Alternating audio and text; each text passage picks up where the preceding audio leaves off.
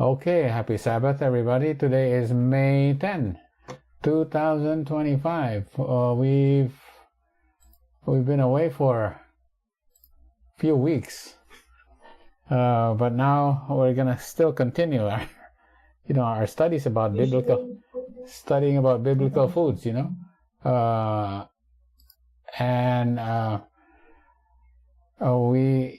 This time it's not specifically about biblical foods, but actually about fasting again. We did about fasting.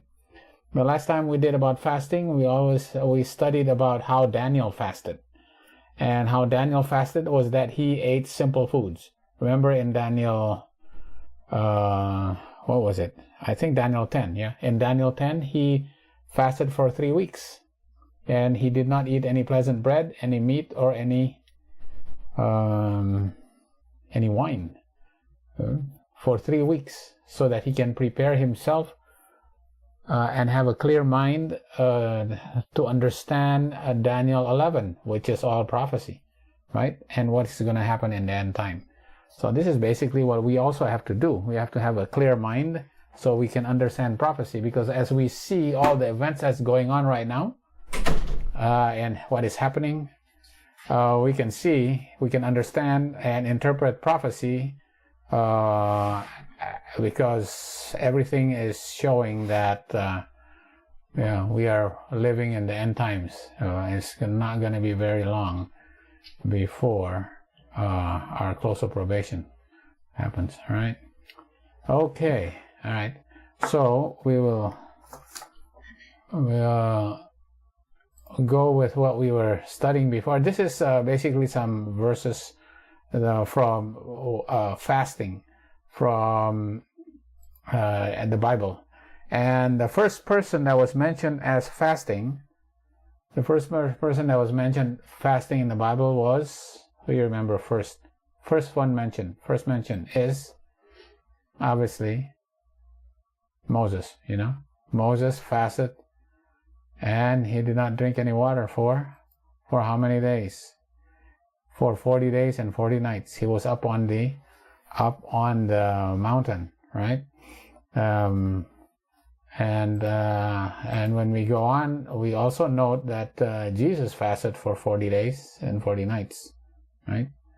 And when we read Matthew 4, verse 1 and 2, and verse 2 specifically, and when he had fasted 40 days and 40 nights, what happened? He was afterward hungered. Okay, so the reason why he fasted was so that he can be hungry. Wow. Yeah. He fasted so that he can be hungry. Why was it important for him to be hungry? So that his sinful flesh can become very prominent, and that he will hunger for food and thirst for water, and that the flesh will be so strong, right? But he has to be stronger so that he can show us that we can also overcome, just like he did in our sinful flesh, to overcome hunger and thirst. All right? Okay. We also know Esther fasted.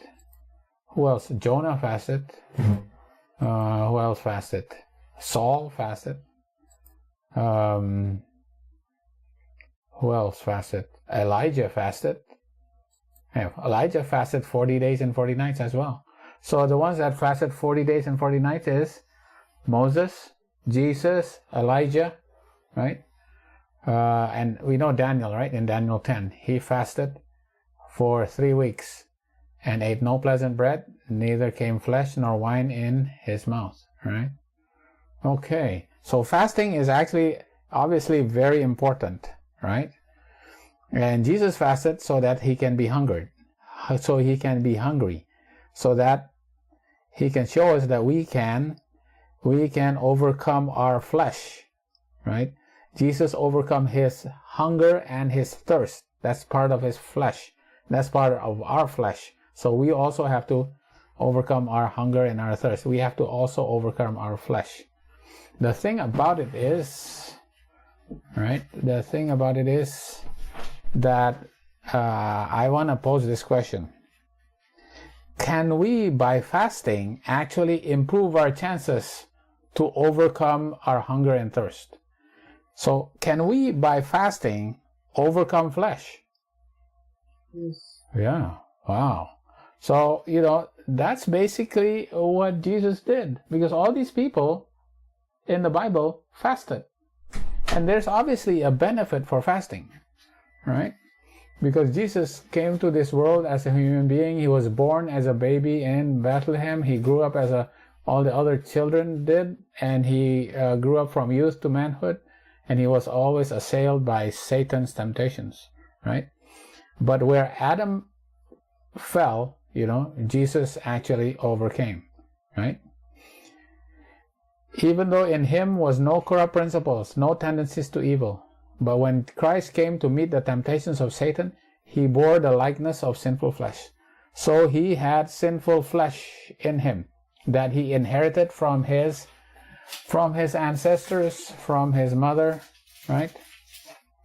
And when he was weakened, he was so hungry and so thirsty, so that he can show us that we also can overcome, right? He met the adversary. His dignity was questioned. His authority disputed. His allegiance to his father assailed by the fallen foe, right? So he did it in his flesh. He fasted so that he can overcome his flesh. So now we're going to see, we're going to have to answer, does actually fasting help us overcome our flesh also? All right. Okay. Let's go.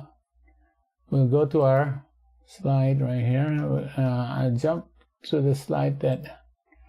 All right. This is what happens if we eat and then we stop. In other words, we eat and then we begin our fast, right? So when we stop eating, that's time 0, right? That's the first phase of fasting, is when we stop eating. So here we go. There's a animation of somebody eating, and what they're eating is just the standard American diet, right? The bad standard American diet, okay? Which is full of saturated fat, full of processed carbohydrates, and full of essential amino acids, right? And we know this is what happens to these nutrients that gets absorbed. All right, so here's the science, here's the biology of it. I will start with carbohydrates. Carbohydrates broken down to polysaccharides, then broken down to monosaccharides, which is glucose, right? Polysaccharide is multiples, and then to monosaccharide, which is one glucose molecule. All right, it's eventually broken down to glucose. Glucose enters into the intestines and then into the bloodstream, right?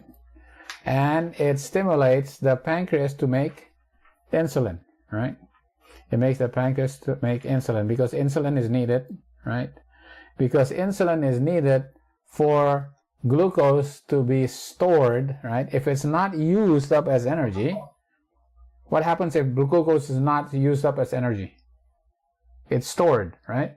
And how is it stored? In the form of glycogen, right? In the liver and in the muscle, all right? So it is stored, okay? So if you don't go on a digestive walk after eating, right? All that extra glucose is stored as glycogen, right? Okay. What happens to the fat, triglycerides and cholesterol, right? It is broken down, right? And now it stimulates the bile acids to flow so that the fat can be emulsified, right? Be emulsified. It is surrounded by the bile acids, so the bile acids can be absorbed and then turned into chylomicrons, which will take the fats into the lymphatics, right? And bring it. Where does it bring? The triglycerides is brought to the fat cells, right? These fat cells that's in our belly or in our thighs and all that, and the triglycerides is then deposited there. All right. Yeah, triglyceride is deposited. Here you go. Triglyceride is deposited right there in the fat cells. Now this fat cells becomes bigger and bigger. The fat cells do not multiply. It just gets bigger and bigger and bigger, right? It gets filled up with the triglycerides, right? And then the cholesterol and the saturated fats, fatty acids are brought to the liver, right? And this is turned into LDL, right? Now LDL brings the cholesterol and saves it in the fatty cells, fat cells. But also the cholesterol gets deposited where? Where we don't want it. It's deposited into the atherosclerotic plaque. So that's why atherosclerosis advances, right? Because we are still eating fatty foods, right? That's why atherosclerosis continues to progress, because we're still eating saturated fat and cholesterol. So that's how it gets deposited. All right. Okay. All right. What about proteins? Here are the nutrients. What about proteins? Proteins gets broken down, right? It gets broken down into eventually amino acids, right? Amino acids. That's the building blocks of protein, is amino acids, right? The amino acids then are absorbed into the bloodstream, and then it's taken to the cells, where it's transcribed by the RNA. We went through biology, learning about all this, right? And so it goes to the cell, and it gets transcribed, right? There you go. It gets transcribed to become. So there you go. Oh, it becomes protein again. So protein gets broken down to a constituents and then saved as protein again. So protein for your cells, to make your hormones, to make your cells, you make everything, all these proteins is needed for the body to function, right? So the first phase, right? The first phase is between hours 0 to 4. If we have extra nutrients, it all gets stored, right? It all gets stored, okay? That's why it's probably good to have a digestive walk. And as a matter of fact, Ellen White suggests a digestive walk, so we burn up all the energy before it gets stored, right? All right. Okay. So this is kind of like the summary of it. The carbohydrates is complex carbohydrates. It's broken to the polysaccharides. This is like maltose. There's a glucose and glucose. Broken down to monosaccharides, which is a glucose. Then eventually it gets absorbed, and if it's not used up, it gets saved as glycogen. And this is what glycogen looks like, right? Glucose molecules all branched up into these bundles of glycogen, right? Okay. So fats. This is a triglyceride, right? Triglyceride is broken to the glycerol plus the fatty acids. This is the glycerol and the fatty acids, right? And then fatty acids is broken down to acetyl-CoA, okay? I had to memorize all this. I remember in college and medical school, we had to memorize all of this. I mean, the pathways are so complex, but we have to, it's part of going to school and learning all this. Acetyl-CoA. All right, acetyl-CoA the fats also broken down to ketone bodies, right? Now, ketone bodies are important also because it is a energy source for like the brain. The brain, in addition to glucose, also can use ketones, right? But the acetyl-CoA is then, right, reassembled and become triglycerides and saved in the fat cells, all right, in your adipocytes, in your fat cells, right? But also fats like cholesterol, obviously gets deposited into your blood vessels, which is not what we want. Okay, all right.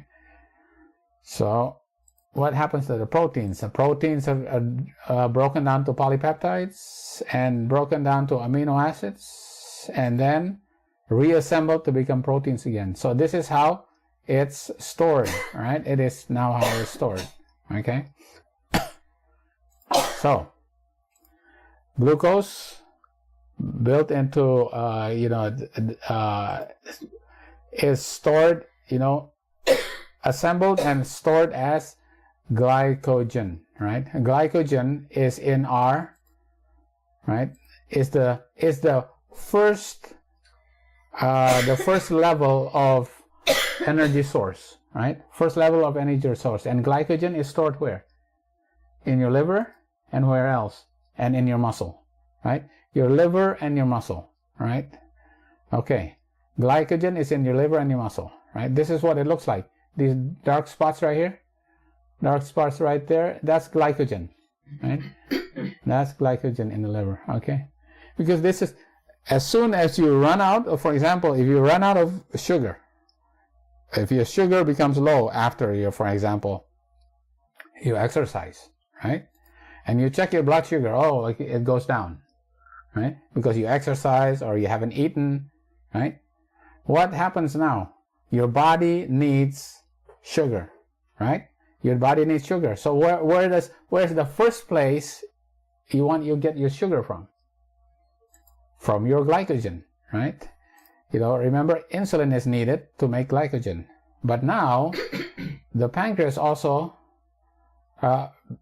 produces glucagon, which breaks down the glycogen, right?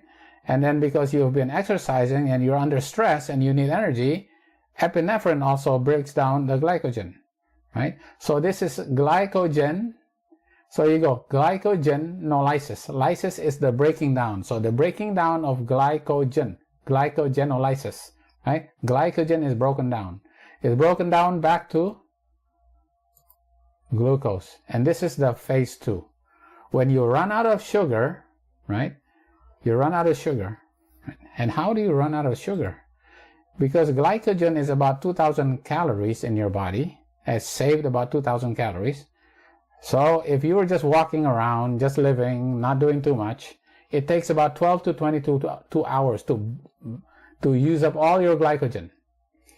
But when you exercise more, or if you do high intensity exercise, you can use up your glycogen within 20 minutes. Or anywhere between 20 minutes to 22 hours. It depends on your level of activity.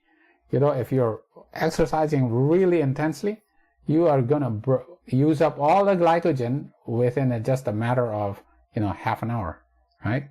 And this is the phase 2, when you used up your glycogen, right? So between hours 4 to 16, kind of thing like that, on an average, right? So you use up all your glycogen. This is why after you exercise and use up your glycogen, suddenly you feel so tired. Oh, you feel so woozy. Oh my goodness, you get a daze. Oh, it seems like you hit a brick wall. You cannot go any further. Oh, you get so tired. Why? No more glucose, right? Glycogen is depleted, right? Oh, okay, right? Glycogen is depleted. So the problem is that your body still needs energy, but you're not eating. So where does your body get the energy? Your glucose is low, right? Your glucose is low and your insulin level is low. All right, here you go. Right?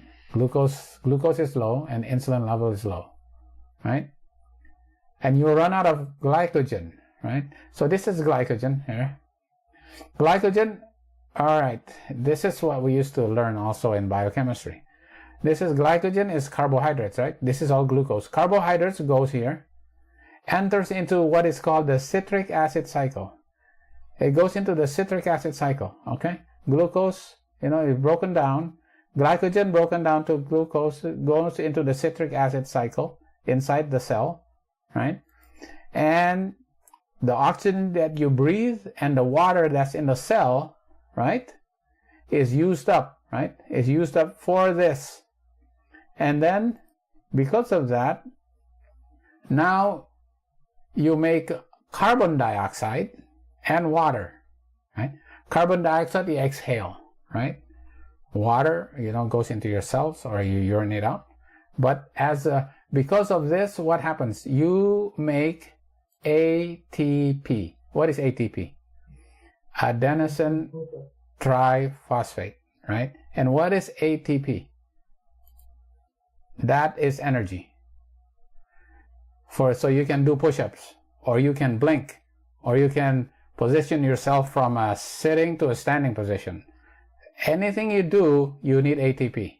So carbohydrates is broken down through the citric acid cycle and the respiratory chain to make ATP, so you can have energy, right?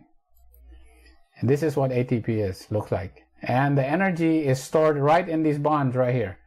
The 3 phosphates, right there. That's the energy. That's where your energy is, right? So that you can exercise. This is energy. The currency for energy is ATP, and you get it from carbohydrates. The fastest way you can get ATP is from carbohydrates, right? But what if you already used up what if you used up your glycogen? You have no more glycogen, so you can't make ATP from carbohydrates. Where do you get it from now? You get it through gluconeogenesis. A new form, you get it in a new form, gluconeogenesis, and then you get it from new form, not from carbohydrates. But where do you get it from? You get it from protein, right? And fats, right? Protein and fats, all right? You break down the protein and fat. The first thing that gets broken down is fats, right? Fatty acid. Fatty acids gets broken down to acetyl-CoA, and it enters into citric acid cycle and makes ATP to make energy, right? So fatty acids makes energy also, right? Proteins also makes energy, right? So this is fatty acids, right? Goes to acetyl-CoA. Proteins also get broken down, right? Here's a protein, gets broken down. All of that goes into the citric acid cycle to make ATP, to make energy. This is so important because you already run out of glycogen, right? So now you're using fat. Now you're burning fat, but also using up protein, right? You burn up fat and you use up protein. Okay, this is gluconeogenesis. That's after phase 2. Okay. The first thing that is used up is fatty acids, your fats, right? Why? Because this is another cycle, right? When your sugar is low, your insulin low, and your now you have low insulin and high glucagon, right? The insulin glucagon ratio is diminished. Low insulin, high glucagon. So what happens, right? Sugar is low. The brain is starting to hit a wall. You get woozy. Oh boy, I'm getting woozy. I have no more glucose, right? Your brain says, oh boy, I need energy. You cannot function. The brain has to continue to function. So what happens? The fatty acids are now broken down, right? Fatty acids in the liver is broken down to acetyl-CoA and eventually to acetone, and acetone is breathed out with the carbon dioxide, breathed out through your lungs, but then fatty acids is broken down to beta-hydroxybutyric acid, and this is called ketone bodies, right? Ketone bodies is carried by the blood, right? It's carried by the blood and it goes to the brain, because now the brain can feed on this ketones, which is beta-hydroxybutyrate.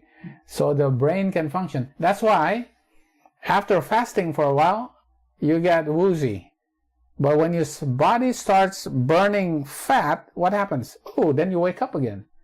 Then suddenly you get your second wind. Then you feel better. Your brain starts to function because now your brain is feeding on the ketone bodies. This is where your second wind, right? Yeah. This is your ketone bodies, okay? Yeah, right. So that's when your fat is being used up because your brain continues. It can't be foggy because you've run out of glucose, right? It has to wake up and use up energy. You know, the brain can't go into hibernation. It has to use up energy, and it gets it now from ketones, ketone bodies, right? So your body goes into what is called ketosis. Ketones causes ketosis, right? All right. And this is the basis of what is called the keto diet, right? So what is a keto diet? Why is a keto diet popular? They said, okay, you gotta burn fat, right? Because, you know, you're not eating any sugar, you're not eating any carbohydrates, you're eating only fat, right? When you eat fat, right, there's no sugar, so your insulin is low, so your insulin resistance gets better. Your the diabetic numbers like hemoglobin A1C gets better, right? Your weight goes down, right? Yeah. Your weight goes down, your diabetes numbers gets better. I go, oh, all this is good. When all you do is eat fat, right? You're making a lot of ketones and your brain is functioning on ketones. So I said, okay, that's all good, right? But the thing is that what happens? Your breath smells like acetone. You smell like fruity smell, right? And the other thing also is when you eat this keto diet, all you eat is fat. What happens? It goes into this AMG-CoA. You make a lot of cholesterol, all right? Right. So when you eat a keto diet, it also your brain can function on ketones. You lose weight, your blood sugar gets better, but what happens? You make more cholesterol, right? Oh, this is not good. So what do you have to do? You have to block this level right here. This step right here, HMG-CoA reductase enzyme has to be blocked. And how is it blocked? By using Lipitor or statins. So you have to take medicines. So this is not good, right? The keto diet is not self-sustaining. It is actually kind of dangerous, right? Because even though you have a short-term weight loss and short-term glucose, glucose intolerance gets better, you know, your cholesterol goes up, right? And you get more atherosclerosis, and you actually get weaker in the long run, and people usually can't sustain this, right? So this is the phase where you are using up fat now, right? Okay. Now you're in the phase where you're in phase 3 now, right? You are using up fat, right? Remember, the fat is where the toxins are deposited. Toxins are fat soluble, like pesticides, PCBs, mercury, all of that stays in our fat, okay? And the half-life is years and years and years. So the fish that we used to eat a long time ago that had the mercury in it, and that mercury is still in our body, it's where it is stored, in our fat, okay? So these are the toxins here. Not only is in our fat cells, but it's in the brain, which has a lot of fat, right? So the toxins residing in our brain and in our fat cells are causing an inflammatory reaction in our body, right? It's an inflammatory state. And that's why this actually, responsible to some degree for the high blood pressure. It is also responsible for your cholesterol, right? Being, your cholesterol and your diabetes, right? Metabolic syndrome, because of the inflammatory state of the toxins that are in your fat cells and in your brain. And that's why people also develop inflammation in the brain. People get Parkinson's disease, and they think this has something to do with the protein that gets misfolded and develop into amyloid plaques and Alzheimer's. All these toxins that build up in your brain, right? But when you are fasting, you go into this third phase here, right?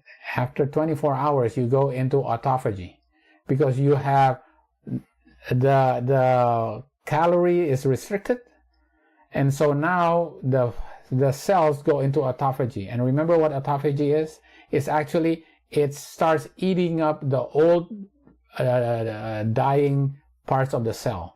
The old part of the cells that needs to be recycled is eaten up, right? This is autophagy, right? Autophagy is actually recycling of the dead cells. So the dead cells can be rejuvenated and recycled to make new cells, right? And autophagy happens when you are fasting, when you are calorie restricted. So you go into autophagy because you are fasting. And when you go into autophagy, it actually, starts removing these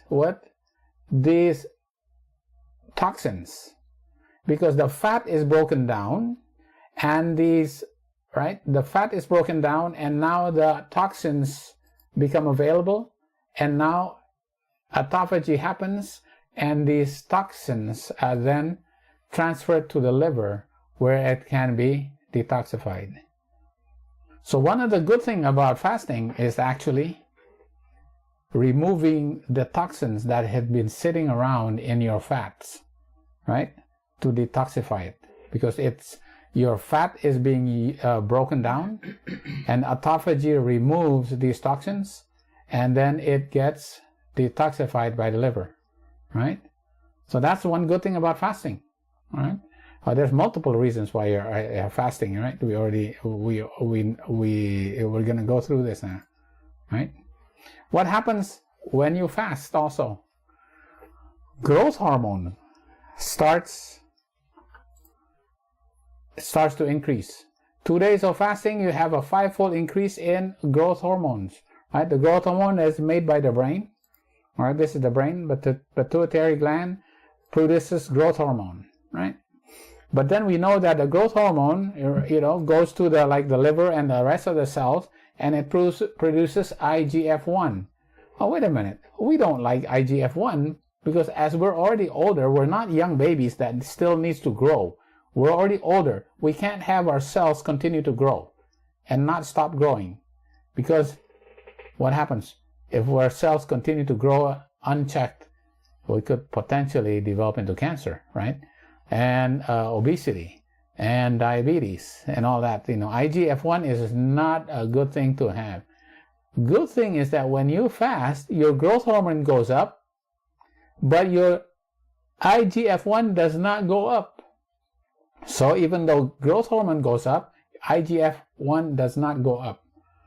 Okay, why is that good? Because growth hormone actually is reduced when we get older.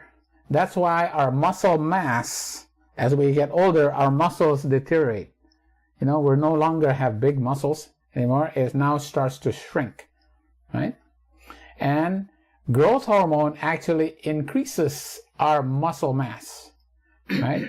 And decreases the fat, right, to the muscle ratio. So we have more muscle, less fat, and increases the muscle mass. So growth hormone increases the muscle mass, which is good because as we age, we lose muscle mass, right?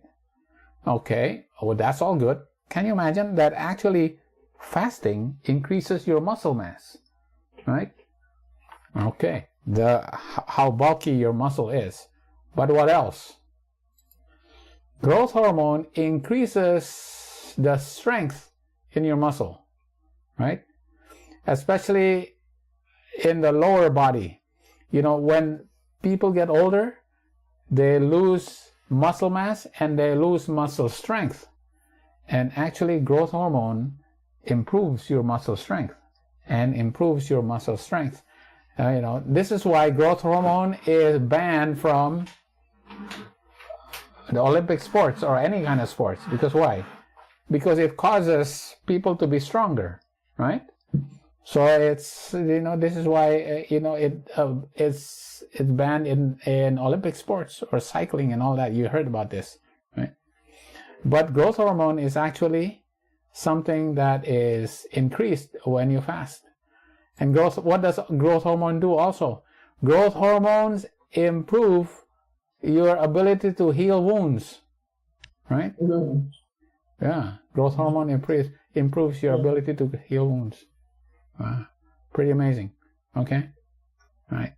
So, all right, there's multiple benefits from fasting. Now, there's multiple phases. We kind of gone into the 3 phases. You know, phase 0 is 0 to 4 hours, and from 4 to 8 hours, your blood sugar drops, and then your human growth hormone increases. At 16 hours, your fat burning begins, and then your autophagy begins at 18 to 20 hours, and autophagy increases 300%, right? This is stage 5, and then your HGA increases more, stage 6, 50. If you fast for 54 hours, you know, your insulin sensitivity increases, and then autophagy peaks at 72 hours. Imagine, you know, all of this has been replicated multiple times, so they know the phases of fasting, right? And you know what's the benefit of the growth hormone? It improves your muscle mass, improves your muscle strength, and improves healing, right? So fasting burns your fat, you know, increases your autophagy. All of that is good. Okay, all right.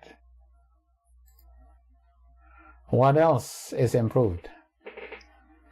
Okay, we know we live with a circadian clock, right? Our body has a circadian clock on a 24-hour cycle, right? And we know that in the liver and the muscle, right, our genes have a rhythm. The genes that produces protein, that transcribes protein, has a rhythm, right? Is regulated by a clock, right? Right. This circadian rhythm is controlled by seeing the sun or seeing light, and that's what it controls melatonin.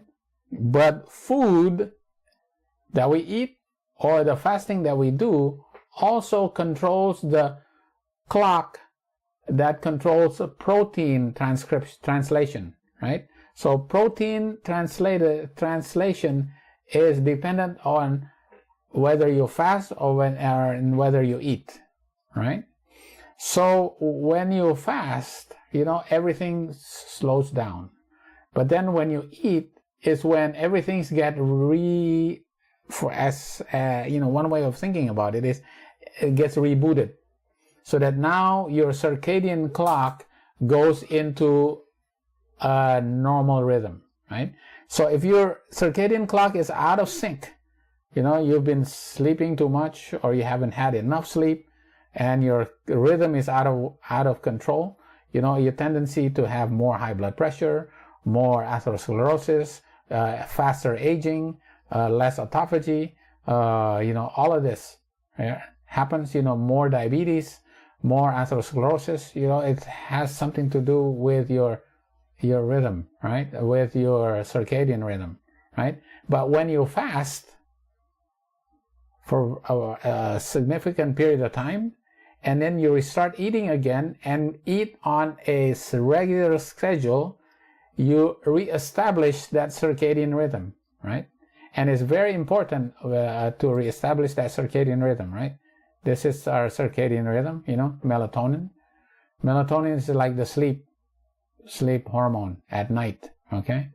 And then when we wake up, it's because cortisol, you know, spikes. And then ghrelin help us want to eat, right? And insulin, help us use up our glucose, right? And leptin helps us to to keep our satiety. So we don't even have to eat even in the late afternoon going to the nighttime, right? And adiponectin, okay, I forgot what adiponectin does. It increases our glucose use and insulin sensitivity and prevent fat accumulation, right? All of this is hormones is produced by the cells, right? That is on a rhythm in the liver and in the muscles, right? It's on a rhythm, and the rhythm can be made much more robust after a fast. Okay, so what you do is you eat a big breakfast, and then you eat an afternoon, 6 to 8 hours later you eat, and after that you essentially fast, right? You fast for 14 hours, and this fast actually reestablishes the circadian rhythm to make sure it runs rhythmically. Everything goes into a rhythm, right? And it's actually very important that you stay in this rhythm, right? Yeah. This is why the time restricted eating has become very popular, right? Eating only twice a day, in the morning and the afternoon, because you have the leptin to keep you satiated, and then you have a long period of time where you can have autophagy, right? And you have human growth hormone, right? And you have the replenishing and the recycling of your cells, right? To be made new again, right? MTOR is reduced, and not only all of this works together so that eventually the goal is to increase your health span, right? Remember, lifespan is one thing, but what is more important is the health span. How long we live in health, right? We want to live the longest time we can live in health, so that even when we get sick at the end, even, if we were to die, we only have to suffer for a short period of time. But we want to have a long health span, right? And it's important to get that, with a robust circadian rhythm. And one way to get that is by fasting, right? Okay. Wow. All right. There you go. This is this slide is so busy, but the sun controls our master biological clock, right? But the food that we eat also, and the fasting that we do, also controls our peripheral biological clock that is in our liver, in our fat cells, and in our muscles, right? Yeah, liver and fat cells in the muscles, because it makes the proteins in these cells, right, to create hormones that is needed, like in the previous, right? Right? All these hormones, right, are transcribed, based on the rhythm, right? So how we eat and how we fast, right, is controlled by these hormones that is produced in the muscle, in the liver, and in the fat cells, right? Not only that, this biological clock controls the microbiome. This is something that pretty relatively new. We never knew about this. But your microbiome, the germs in your intestines, have a cycle also, a diurnal cycle, right? Diurnal oscillation of the gut bacteria. It also has a rhythm, right? And when you eat and when you do not eat influences how the microbiome breaks down the short chain fatty acids, and the food that we eat to produce, like for example, GLP-1, right? We know what GLP-1, we know what indole-3 carbinols, right, that we get from cruciferous vegetables. That's to improve our immunity, because it makes the antimicrobial peptides, you know, certain like antibiotics that are made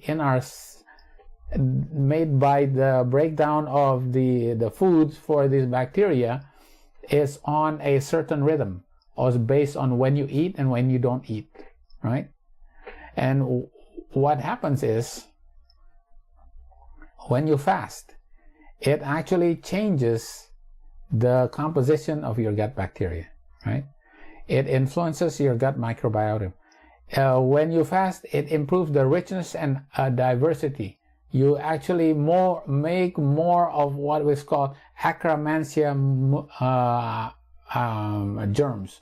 This is kind of new information, because this germ can actually significantly improve your microbiota balance in your gut, and influences, right? It influences so many things. It influences in the liver, the brain, right? Your gut microbiome, right?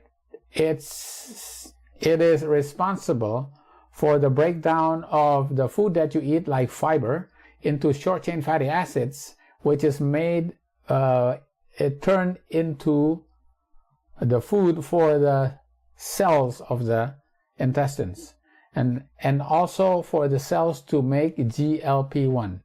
What is GLP-1? GLP-1 is the chemical that controls your satiety center, right? Is the chemical that controls the peristalsis, how fast your food is digested. It controls the insulin secretion, glucagon secretion, and all that, right? Because of that, the GLP-1 is turned into an injection now in Ozempic and Wegovy, right? GLP-1, right?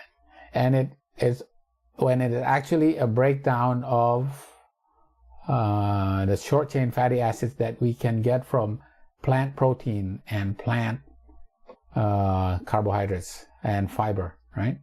So the short chain fatty acids make GLP-1 and PYY that affects your brain, right? Also, the lactate that is broken down affects the adipose tissue, so that we can mobilize the fat in our tissues, right? And the fatty acids also broken down to ketone bodies that can actually be used by the brain as well, right? And the microbiome is made more diverse, right? There's more lactobacilli, more firmicutes and bacteroides, right?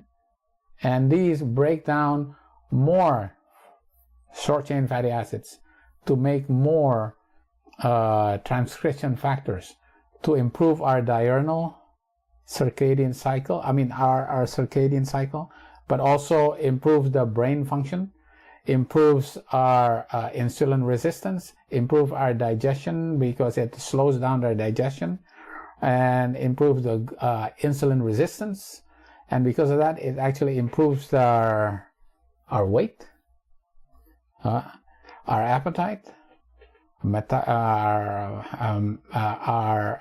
markers for metabolic syndrome, improves the LDL and cholesterol.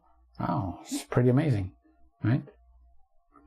Okay, so that's so many benefits. This is basically kind of scratching the surface of the benefits of fasting, right? So what happens when we break the fast, right? So if we've been eating a bad diet, right, and we've been building up a lot of the toxins in our fat, and because of that, now we fast, and now we want to reverse all of that. Yeah, we break down the fats, we remove all the toxins that has been in that fat, that gets detoxified, right? We improve our glucose resistance, improves our insulin resistance, decreases our insulin resistance, reduces our cholesterol, our LDL, reduces our blood pressure, reduces our weight, and all of that. It's all good, but we eventually have to break that fast, right? And the thing about it is, when we break that fast, we have to eat a different diet, all right? So when we eat a healthy diet instead of the standard American diet. We have to eat our whole plant based food, right? Whole plant based food, right? And now what we use, the complex carbohydrates that we eat, right, are unprocessed, has a lot of fiber. It breaks down to polysaccharides, monosaccharides, but does not spike our glucose. And we save it as glycogen. Okay, that's all good. We need glycogen because that's our first primary emergency need for glucose is satisfied through glycogen, right? We need our glycogen, right? But we need to get it from complex carbohydrates. We can't get it from processed carbs. We need it from complex carbs, right? And what about our fats, right? We need to get the fats that is unsaturated fats. We can't use the fats that is saturated fats because the saturated fats increase our LDL and cholesterol. So we need to reverse that, right? By reducing the cholesterol that we eat to 0, right? And then also we need to reduce this amount of saturated fat as much as possible and increase the amount of unsaturated fats. So here's the unsaturated fats, right? So even when there's fat that we save in our bodies, right? It will be unsaturated fat because unsaturated fat reduces our LDL and our cholesterol levels, right? And that's very important, right? Okay, right? So the type of fats that we eat also has to be different. And the carbohydrates that we eat also has to be different, all right? Okay. What about the proteins, right? The proteins that we eat also has to be different, not the animal proteins, right? We have to eat the plant proteins that's low in methionine, valine, and leucine, right? Because valine actually increases the risk for these fats to go into our muscle cells and cause glucose resistance. Insulin resistance, right? Now, these valine, there's a lot more valine in animal protein, right? Leucine also, right? Leucine actually, low leucine level actually blocks MTOR, which causes the cells to not continually grow and causes increased chance for cancer transformation. Instead, it increases your autophagy, right? So leucine diet increases your autophagy, right? And because of that, it increases your lifespan, your health span. And methionine, right? A food that is high in methionine, right? This is essential amino acids.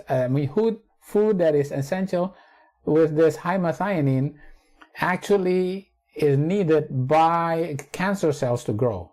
Cancer cells needs essential amino acids. Without essential amino acids, cancer cells do not grow very well, right?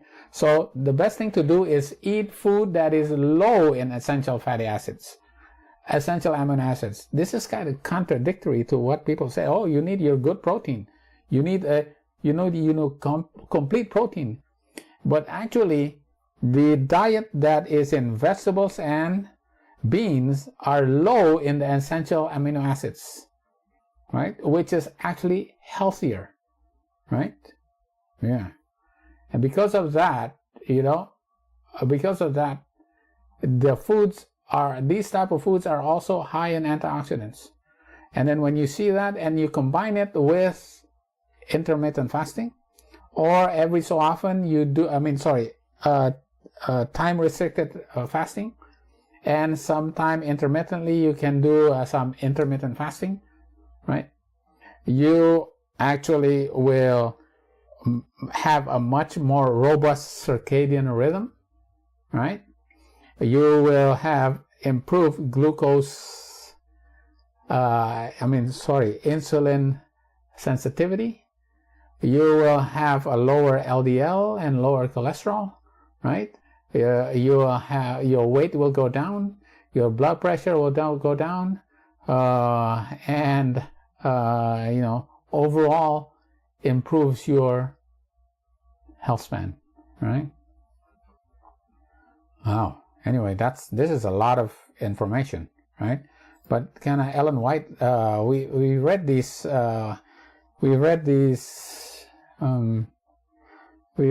quotes already before, right? I like this first quote right here. It's from the Councils of Diet. It's actually taken from letter 73.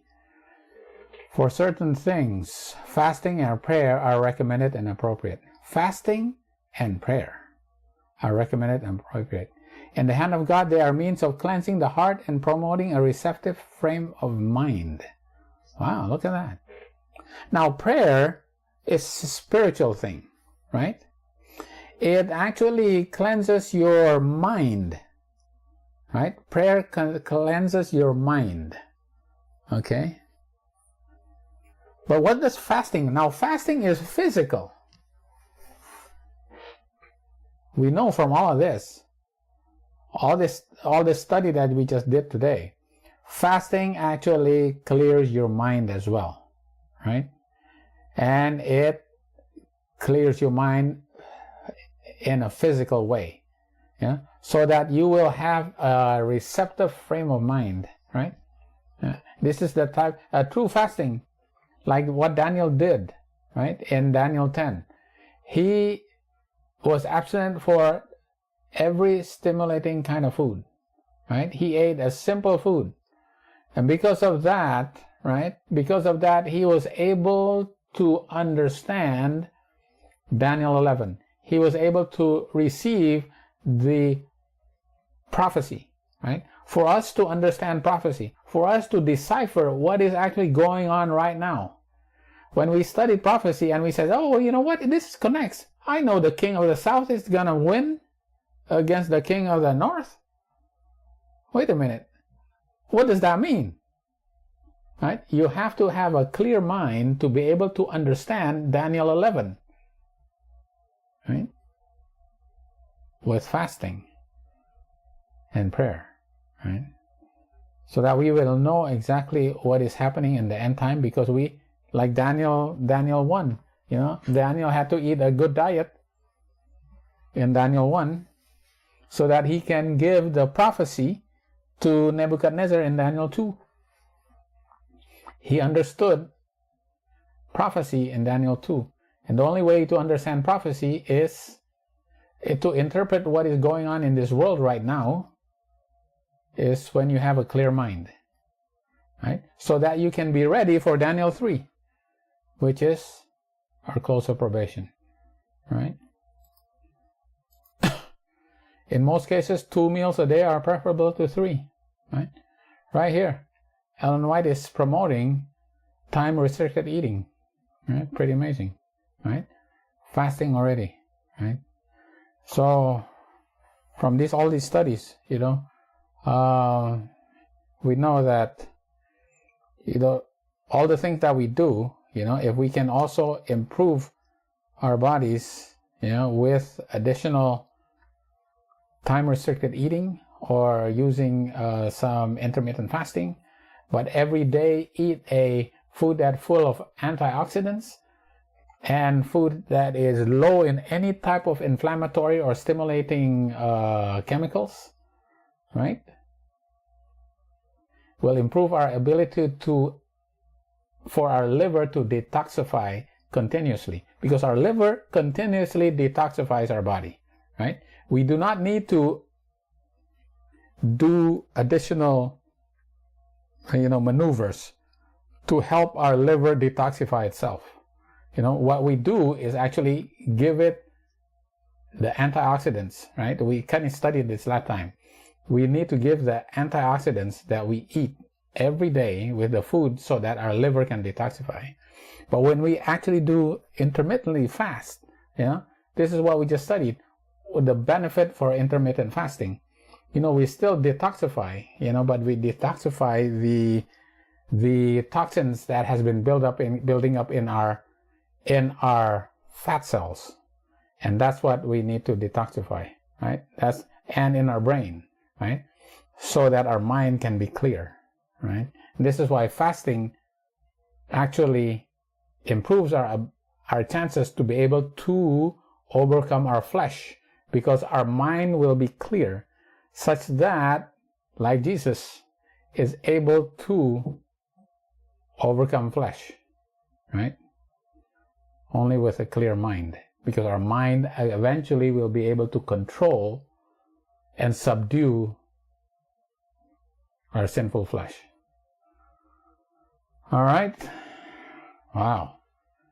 With that, that's our study for today, right? Anybody have anything to add to